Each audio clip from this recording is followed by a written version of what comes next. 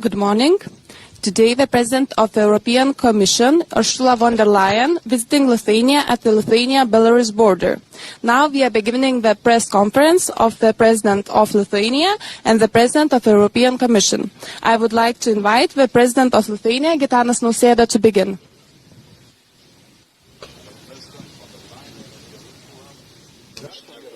Ministers, ladies and gentlemen. First of all, I sincerely thank you, Madam President, for coming to Lithuania today and visiting our border with Belarus, the external border of the European Union. Your presence here is a powerful signal of European solidarity. It demonstrates that the security of Lithuania is the security of the entire European Union. Today's meeting clearly demonstrates our shared commitment to defending the eastern border of our Union and to strengthen the resilience of Europe as a whole. Lithuania, together with Latvia, Estonia, Finland and Poland, stands at the front line of this effort. Our task is both urgent and long-term: to deter threats, to strengthen resilience and to secure borders in Europe. The Baltic Defence Line and the Eastern Shield are not only national initiatives. They are projects of common European interest. The threats we face are real: hostile combat drones, hybrid attacks, and the constant pressure of illegal migration on our borders. The SAFE instrument provides us with the means to respond. Lithuania's estimated needs amount to 8 billion euros, investments that will strengthen our national defense, fortify the Baltic Defence Line and support Ukraine. We also highly value the Commission's initial proposal for the multi-annual financial framework, which foresees substantial financing for security and defence. We encourage maintaining this ambition across all EU instruments.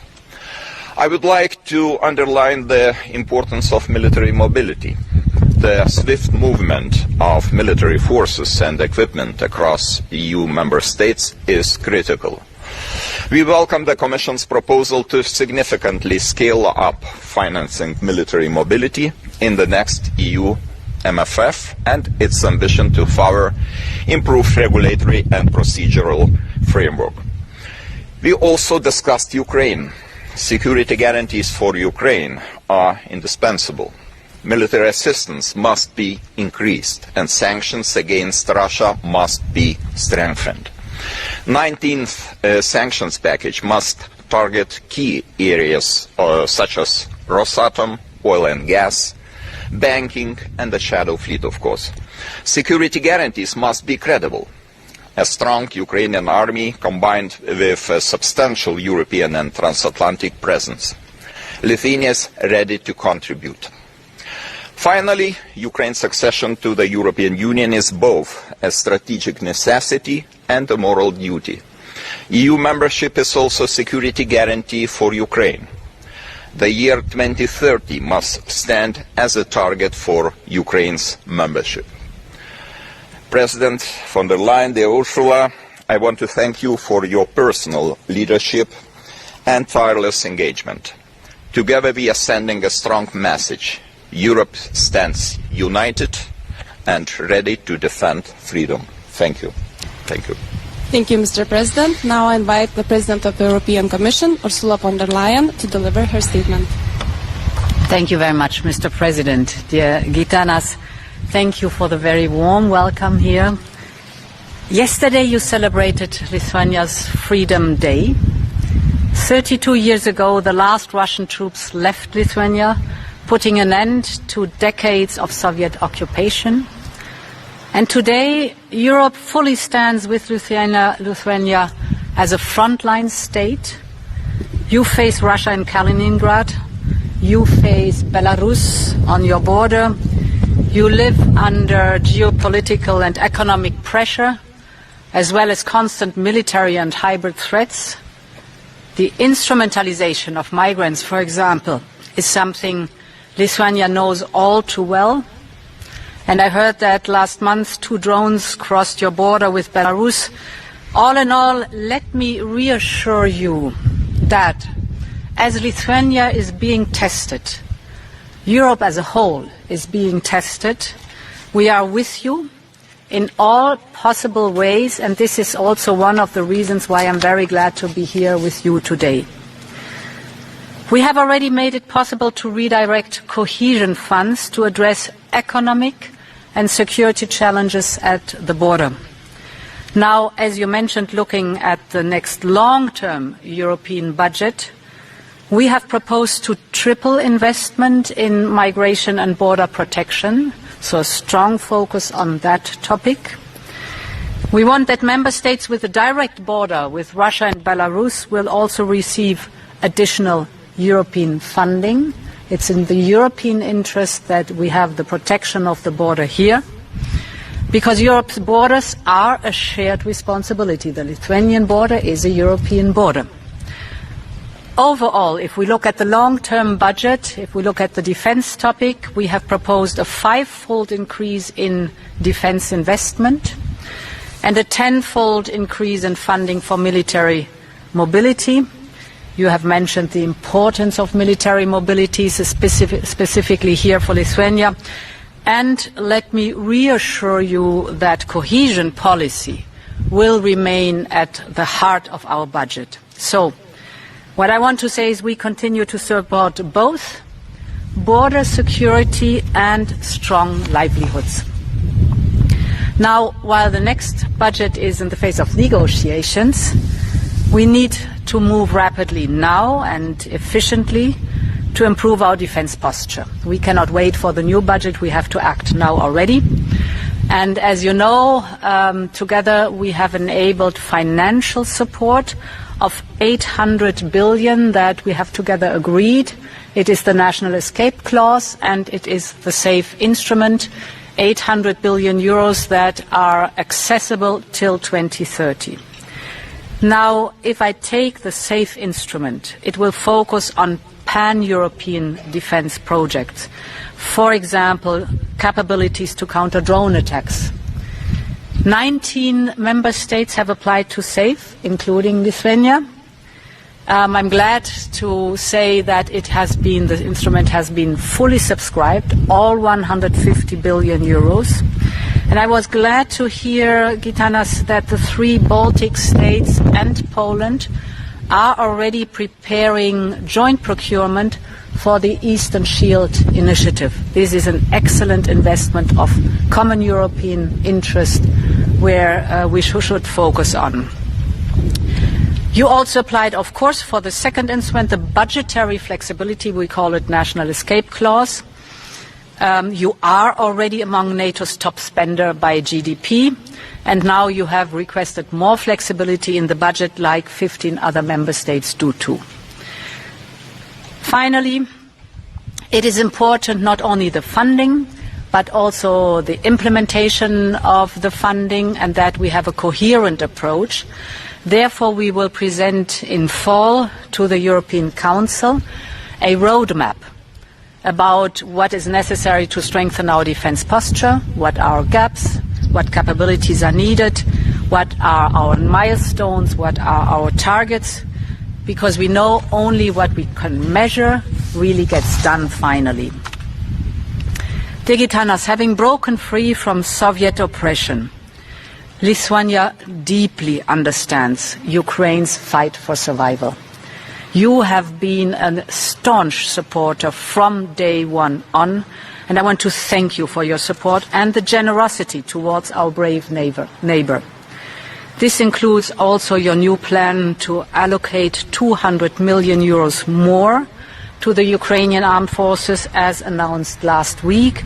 This is excellent news. And you mentioned the security guarantees. Indeed, we are working on them together also in the coalition of the willing.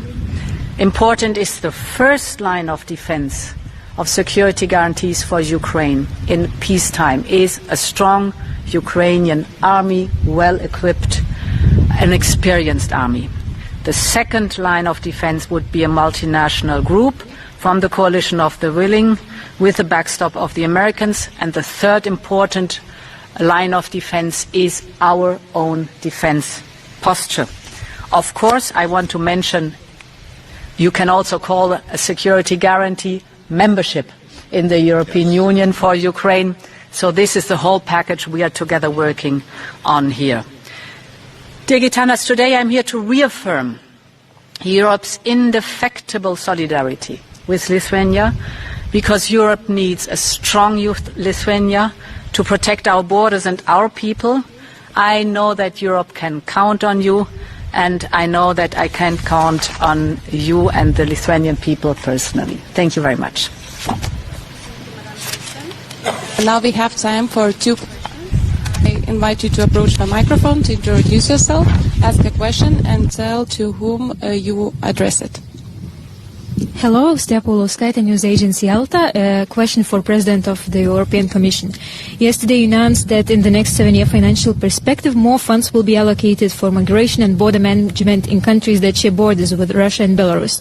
However, those are long-term plans. So what can the European Union do now, considering that the threats at the borders are growing and evolving? And I'm referring to the upcoming Zapad military exercises and several recorded cases of drones flying into Lithuania from Belarus. And one more question for both. What can Lithuania expect from the European Union? Yeah. As you rightly said, the long-term structural answer is the new modern budget. And as I've explained, we put a strong focus on defense and border protection by drastically increasing the funding. But of course, we have to act also now. And 2 instruments that are at our disposal for defense and border protection right now is the SAFE instrument, and for the member states nationally, the National Escape Clause. We have already achieved a lot to help Lithuania cope with the constant pressure in the current budget. Lithuania has a 357 million euro EU program that is dedicated for border management and visa policy. We have implemented it, or we have agreed on it, in 2021. And since then we have on a regular basis added money to it. For example, to boost surveillance capacities, tracking the trains. I just could see one of the trains going through Lithuania between mainland Russia and Kaliningrad, but also the financing of the purchase of a helicopter, for example. So these are very concrete examples. Finally, to cope with the migratory pressure, we have made available almost 135 million euros to Lithuania to finance electronic, state-of-the-art border surveillance systems. So you see, a lot has been done specifically for Lithuania. Then there is the second layer of instruments now, like SAFE, and then there will be the next European long-term answer, that is the new budget for the European Union. We are committed to improve the security of our state border, and Madam President already mentioned the SAFE instrument, which is especially important right now. And as I mentioned, Lithuania has applied for 8 billion euros from this financial instrument. 7 billion euros will be dedicated to establishment and development of our national division until 2030. About 1 billion euros will be dedicated to the strengthening of our border and exactly in building the Baltic defense line together with our neighbor Poland. So I think those resources will come immediately. They will be spent in the most efficient way, and Lithuania understands the situation now is very dangerous, very fragile, and we have to be able to detect the UAVs which are crossing from time to time our border, and we should be able to shoot them down if needed. So this is about safety of our people, and we take this very seriously. Last question. In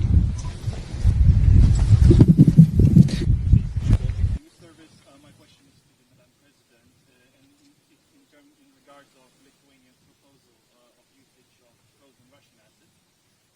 how does the European Commission intend to act on the proposal to leverage the frozen Russian central bank assets, either as a loan for Ukraine or within